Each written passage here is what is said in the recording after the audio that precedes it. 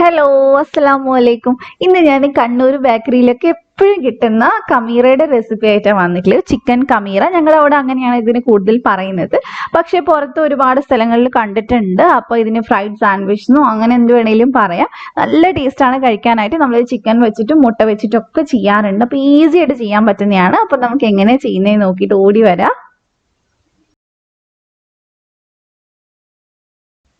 അപ്പോൾ ഇതിനാദ്യം തന്നെ നമുക്ക് ഈസ്റ്റ് ഒന്ന് പൊങ്ങാൻ വെക്കണം. അതിന് വേണ്ടിയിട്ട് ഞാനിവിടെ ഒരു ബൗളിനകത്തോട്ട് 2 ടേബിൾ സ്പൂൺ പഞ്ചസാര ചേർത്ത് കൊടുക്കുന്നുണ്ട്. 2 ചേർക്കണം നിർബന്ധമില്ല, 1.5 ടേബിൾ സ്പൂൺ ചേർത്താലും മതി. പിന്നെ നമ്മൾ ഇതിലേക്ക് ചേർക്കുന്നത് ഈസ്റ്റ് ആണ്. ഞാൻ 1 ടീസ്പൂൺ ഈസ്റ്റ് ചേർക്കുന്നുണ്ട്.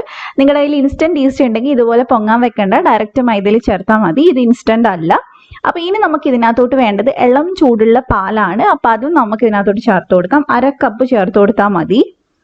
ഇളം ചൂടേ പാടുള്ളൂ, കൂടുതൽ ചൂടായി കഴിഞ്ഞാൽ ശരിയാവില്ല. ഇനി നമുക്കിത് മിക്സ് ചെയ്തതിന് ശേഷം ഒരു 15-20 മിനിറ്റ് മാറ്റി വെക്കാം, നന്നായിട്ടൊന്ന് പൊങ്ങി കിട്ടാനായിട്ട്. ചില ഈസ്റ്റ് ഒക്കെ ആകുമ്പോൾ കുറച്ച് ലേറ്റ് ആവും പൊങ്ങാനായിട്ട്, അതുകൊണ്ടാണ് ഞാനൊരു 20 മിനിറ്റ് വരെ പറഞ്ഞിട്ടുള്ളത്. അതിനുശേഷം നമ്മൾ ഇനി മൈദ ഒന്ന് കുഴച്ചെടുക്കണം.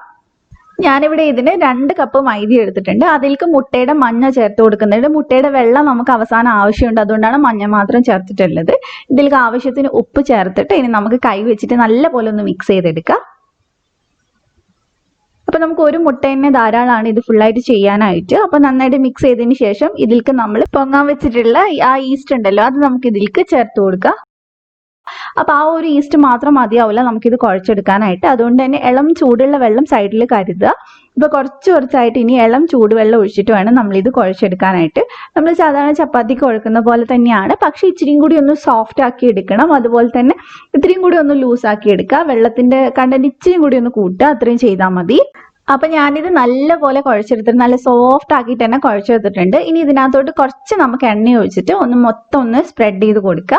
മാവിന്റെ മേലെയും അതേപോലെ തന്നെ താഴെയും പിന്നെ നമ്മുടെ പാത്രത്തിന്റെ സൈഡിലൊക്കെ ആയിട്ടൊന്ന് തേച്ച് കൊടുക്കുക. കാരണം ഇത് പൊങ്ങി വരുന്ന സമയത്ത് നമുക്ക് എളുപ്പത്തിൽ ഇളക്കിയെടുക്കാൻ വേണ്ടിയിട്ടാണ്. അതിനുശേഷം അത് നന്നായിട്ട് സ്പ്രെഡ് ചെയ്തതിന് ശേഷം ഇത് അടച്ചു വെച്ചിട്ട് നമുക്ക് 1 മണിക്കൂർ എന്ന് വെക്കാം. ഇപ്പൊ ചൂടായതുകൊണ്ട് 1 മണിക്കൂറൊക്കെ മതി. തണുപ്പുള്ള സ്ഥലമാണെങ്കിൽ അതിൽ കൂടുതൽ സമയം എടുക്കും. അപ്പൊ അതൊന്ന് പൊങ്ങി വരുന്ന സമയം കൊണ്ട് നമുക്ക് ഇതിലേക്ക് വേണ്ട മസാല റെഡിയാക്കാം. അപ്പൊ അതിന് ഞാനിവിടെ 150 ഗ്രാം ചിക്കൻ ഏകദേശം എടുത്തിട്ടുണ്ട്. അത് ചെറിയ പീസായിട്ട് കട്ട് ചെയ്ത ബോൺലെസ് ചിക്കൻ ആണ്. അതിലേക്ക് 1 ടീസ്പൂൺ മുളക് പൊടി, ഇത്തിരി മഞ്ഞൾപ്പൊടി, 1/2 ടീസ്പൂൺ കുരുമുളക് പൊടി, ഇത്രയും ചേർത്ത് പിന്നെ ആവശ്യത്തിന് ഉപ്പും കൂടി ചേർത്തിട്ട് നമുക്ക് നന്നായിട്ട് മിക്സ് ചെയ്തെടുക്കാം. നിങ്ങൾക്ക് സമയം ഉണ്ടെങ്കിൽ ഇത്തിരി നേരം മാരിനേറ്റ് ആവാൻ വെച്ചോളൂ. ഞാൻ ഇപ്പൊ തന്നെ എന്തായാലും ഫ്രൈ ചെയ്യുന്നുണ്ട്. അപ്പൊ നമ്മൾ ഫ്രൈ ചെയ്യാനായിട്ട് ഒരുപാട് ഓയിലൊന്നും എടുത്തിട്ടില്ല, 2 ടേബിൾ സ്പൂൺ ഓയിലേ എടുത്തിട്ടുള്ളൂ. അതിനകത്തോട്ട് നമുക്ക് ഇതെല്ലാം കൂടി ഇട്ടിട്ട് ഒന്ന് അടച്ചു വെച്ചിട്ടും അതേപോലെ തന്നെ തുറന്നിട്ട് ഒന്ന് ഡ്രൈ ആക്കി എടുത്താൽ മതി. നമ്മൾ സ്ഥിരം ചെയ്യുന്ന പോലെ തന്നെ, അല്ലാതെ ഒരുപാട് ഓയിൽ ഫ്രൈ ചെയ്യണമെന്നില്ല. അപ്പൊ ഏകദേശം ഒരു 10-12 മിനിറ്റ് ഒക്കെ ആയിട്ടുണ്ട്. നമ്മുടെ ചിക്കൻ നന്നായിട്ട് മൊരിഞ്ഞ് വന്നിട്ടുണ്ട്. കുറച്ച് നേരം അടച്ചു വെച്ച് കഴിഞ്ഞാൽ പെട്ടെന്ന് റെഡി ആയിട്ട് കിട്ടും. അപ്പൊ ഇനി നമുക്ക് ഈ ചിക്കൻ എടുത്തങ്ങ് മാറ്റാം. ഇതേ എണ്ണയിലാണ് നമ്മൾ ഇനി ഇതിനുള്ള മസാലയും വഴറ്റിയെടുക്കുന്നത്. അപ്പൊ നമുക്ക് ഇതെല്ലാം എടുത്ത് മാറ്റാം.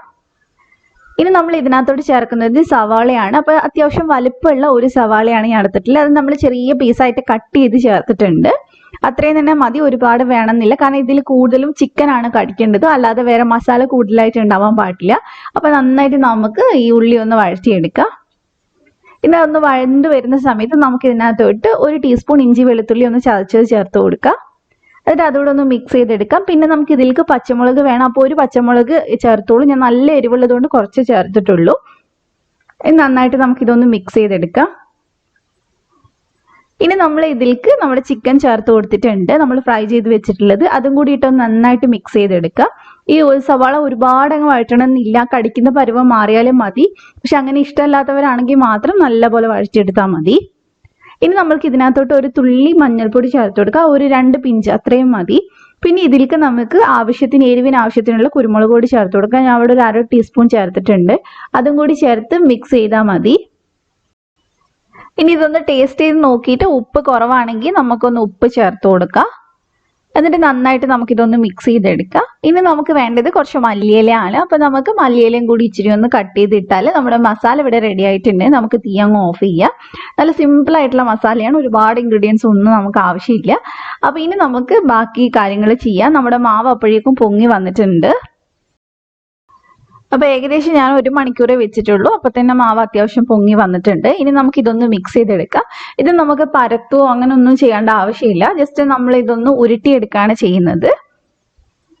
അപ്പോൾ ജസ്റ്റ് പൊടി ഇട്ടിട്ട് നമുക്ക് ഇതൊന്ന് ജസ്റ്റ് ഒന്ന് റോൾ ചെയ്തിട്ട് ഒരേ സൈസിൽ നമുക്ക് ഇതൊന്ന് കട്ട് ചെയ്തെടുക്കണം.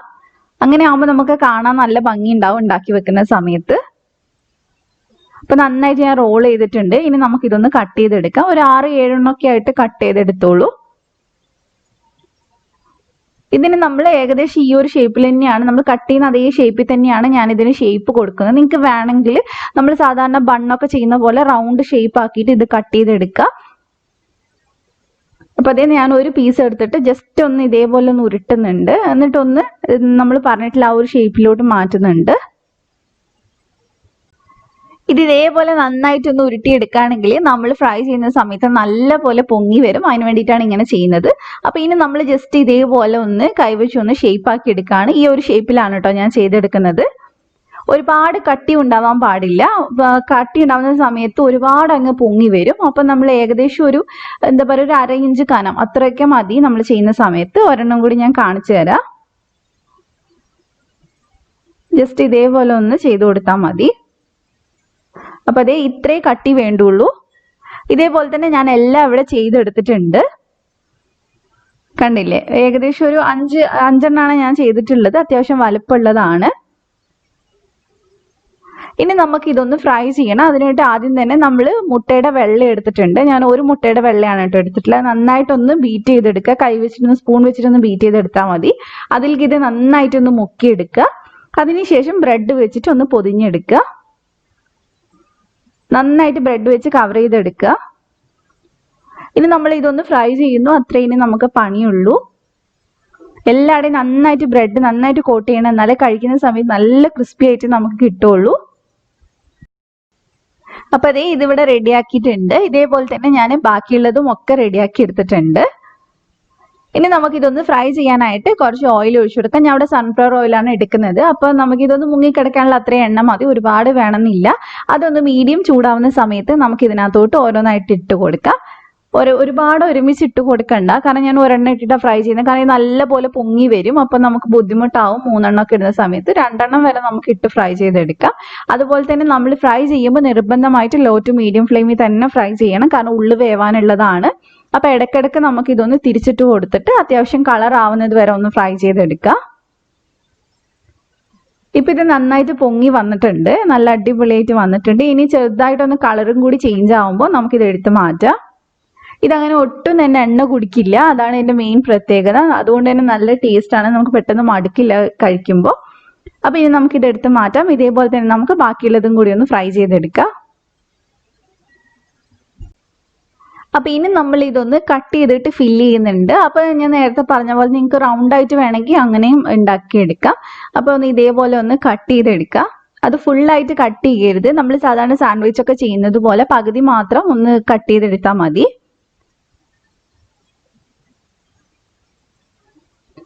ഇതേപോലെ നമുക്ക് കത്തി വെച്ചിട്ട് ചെയ്തെടുക്കാം. അപ്പൊ അതേ ഈ ഒരു പരുവത്തിൽ നമ്മൾ കട്ട് ചെയ്തെടുത്തിട്ട് ഒരുപാട് അങ്ങ് തുറക്കണ്ട. എന്നിട്ട് നമുക്ക് ഇതിനകത്തോട്ട് മയണൈസ് നന്നായിട്ടൊന്ന് സ്പ്രെഡ് ചെയ്ത് കൊടുക്കുക. നല്ല കട്ടിയുള്ള മയണൈസ് തന്നെ ആക്കാൻ നോക്കുക, അപ്പോഴാണ് അതിനകത്ത് നന്നായിട്ട് ഇരിക്കുന്നത്. അപ്പൊ താഴെയും മേലെയായിട്ട് നല്ല പോലെ ഒന്ന് സ്പ്രെഡ് ചെയ്ത് കൊടുക്കുക. പിന്നെ ഇതിനകത്തോട്ട് ഞാൻ കുറച്ച് ടൊമാറ്റോ സോസും കൂടി വെച്ച് കൊടുക്കുന്നുണ്ട്. കണ്ടില്ലേ, നന്നായിട്ട് മയണൈസ് പിടിച്ചിട്ടാണുള്ളത്. അപ്പൊ ഇത്തിരി ടൊമാറ്റോ സോസും കൂടി നമുക്കൊന്ന് ഒഴിച്ചു കൊടുക്കാം. ഇനി നമ്മൾ ഉണ്ടാക്കി വെച്ചിട്ടുള്ള മസാല ഇതിനകത്തോട്ട് ഒന്ന് ഫില്ല് ചെയ്ത് കൊടുത്താൽ മതി. ഇത് എത്രത്തോളം മസാല വേണോ അതിനനുസരിച്ച് വെച്ച് കൊടുക്കാൻ നോക്കുക. അതുപോലെ തന്നെ ടൊമാറ്റോ സോസ് വെക്കണമെന്ന് നിർബന്ധമില്ല, മയണൈസ് മാത്രമായാലും കഴിക്കാൻ നല്ല ടേസ്റ്റ് ആണ്. ഞാൻ രണ്ടും അങ്ങനെ ചെയ്തിട്ടുണ്ടായിരുന്നു, മയണൈസ് വെച്ചിട്ടും അതുപോലെ തന്നെ ടൊമാറ്റോ സോസും മയണൈസും മിക്സ് ആക്കിയിട്ടും ചെയ്തിട്ടുണ്ടായിരുന്നു. നല്ല ടേസ്റ്റ് ഉണ്ട് കഴിക്കാനായിട്ട്. അപ്പോൾ ഇത്രയേ ഉള്ളൂ, സിമ്പിൾ ആയിട്ടുള്ള സ്നാക്കാണ്. എല്ലാവരും ഒന്ന് ട്രൈ ചെയ്ത് നോക്കുക. നിങ്ങൾക്ക് ഈ റെസിപ്പി ഇഷ്ടമായിട്ടുണ്ടെങ്കിൽ ഇതൊന്ന് ലൈക്ക് ചെയ്യുക, ഷെയർ ചെയ്യുക. സബ്സ്ക്രൈബ് ചെയ്യാത്തവരുണ്ടെങ്കിൽ ഒന്ന് സബ്സ്ക്രൈബ് ചെയ്യുക. അപ്പം മറ്റൊരു അടിപൊളി വീഡിയോ ആയിട്ട് നമുക്ക് വീണ്ടും കാണാം ഇൻഷാ അല്ലാ. Thank you for watching.